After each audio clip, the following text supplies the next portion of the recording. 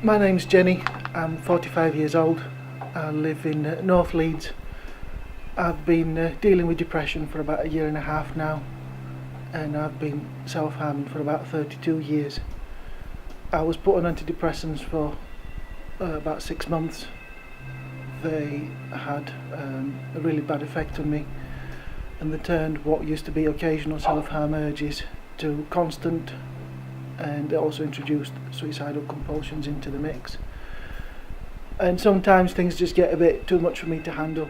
I reach a crisis point, which is what happened on Friday the 3rd of March 2017. When I get to that point, I often will cut myself, because that's the way I can reset, and I can just push everything back to the back of my mind, and I can function again. And quite often when I do it, it lasts me for, if I'm lucky, for a number of weeks.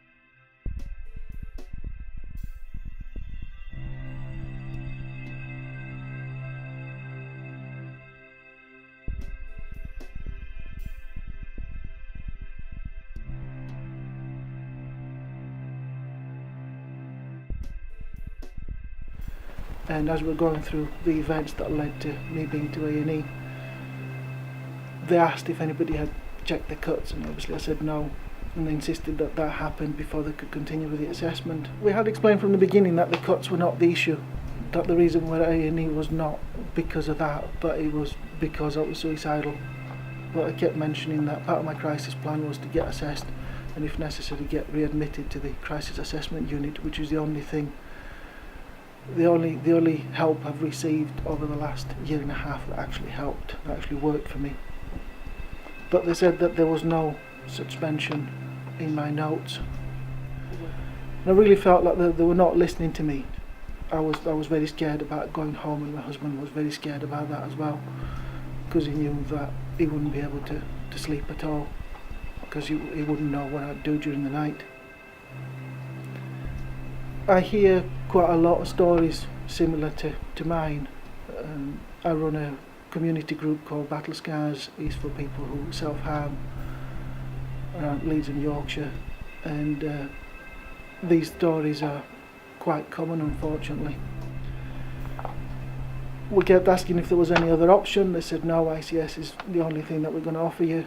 When we asked them what we're going to do between leaving A&E and seeing somebody from ICS, which would probably be sometime tea time the next day, they actually suggested running a crisis team, who had obviously proven that they couldn't help.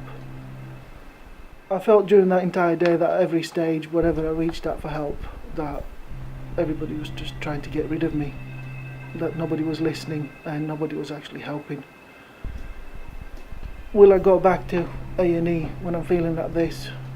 The answer really is no. I think I'd have to be carried in next time.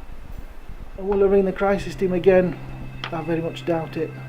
Again, it would have to be a very much last resort. Go and see my GP and get her to ring. You always seem to get a much better response, whether it's, if it's a professional ringing crisis team than yourself or a loved one. I'm not alive today thanks to these services, but thanks to the amazing support that I've got from family and friends. But there must be some kind of psychological impact on them when there's all these people who just try to help because they care, but they're doing it without any training and without any support themselves.